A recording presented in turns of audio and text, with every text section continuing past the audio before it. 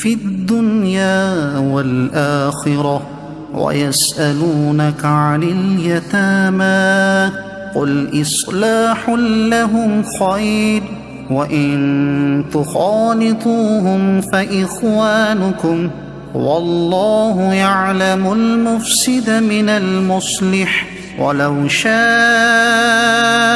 الله لأعنتكم إن الله عزيز حكيم۔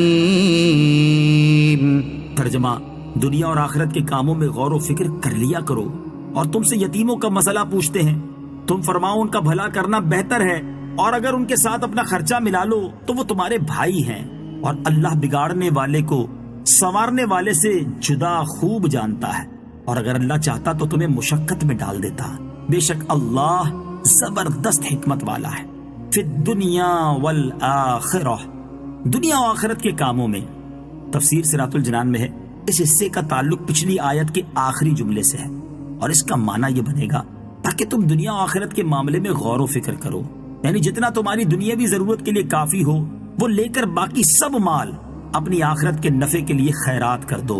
اس سے جدا گانا بھی دنیا و آخرت کے کام سوچ سمجھ کر ہی کرنے چاہیے۔ وَيَسْأَلُونَكَ عَنِ الْيَتَامَى، اور تم سے یتیموں کا مسئلہ پوچھتے ہیں۔ جب یہ آیت ان الذین یأکلون اموال الیتامی ظلما نازل ہوئی کہ یتیموں کا مال کھانے والا اپنے پیٹ میں جہنم کی آگ بھرنے والا ہے، تو لوگوں نے یتیموں کے مال جدا کر دیے اور ان کا کھانا پینا علیحدہ کر دیا۔ اس میں یہ صورتیں بھی پیش آئیں کہ جو کھانا یتیم کے لیے پکایا جاتا اس میں سے کچھ بچ جاتا اور خراب ہو جاتا اور کسی کے کام نہ آتا، اس میں یتیموں کا نقصان ہونے لگا۔ یہ صورتیں دیکھ کر حضرت عبداللہ بن رواحہ رضی اللہ تعالیٰ عنہ نے حضور سید المرسلین صلی اللہ تعالیٰ علیہ وسلم سے عرض کی کہ اگر یتیم کے مال کی حفاظت کی نیت سے اس کا کھانا اس کے سرپرست اپنے کھانے کے ساتھ ملا لیں، اس کا کیا حکم ہے؟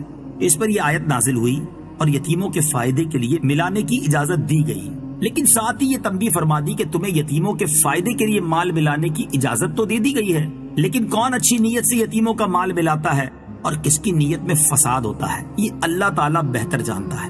یہ نہ ہو کہ ظاہراً تو یتیموں کو فائدہ کر رہے ہو اور حقیقت میں ان کا مال ہڑپ کرنے کا ارادہ ہو۔ آیت مبارکہ کا یہ حصہ واللہ یعلم المفسد من المصلح، کہ اللہ تعالیٰ اصلاح کی نیت والے اور فساد کی نیت والے دونوں کو جانتا ہے۔